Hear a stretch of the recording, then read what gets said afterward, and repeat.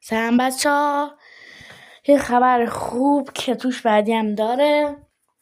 اکتیویژن اومده به ما میخواد CP رایگان بده.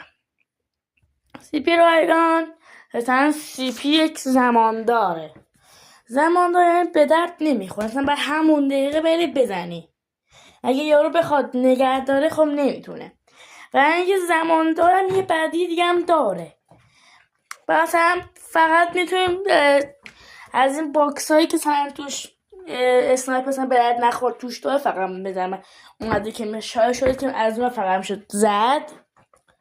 و اینکه بتل فست و گردونه خبری نیست میگن، ولی داخل لایو میگن ردیم کد یه چیز میاد که بعد سریع برید سن داخل یه سایتی اون بازیکن رو بزنید و به CP 880 تا CP میده.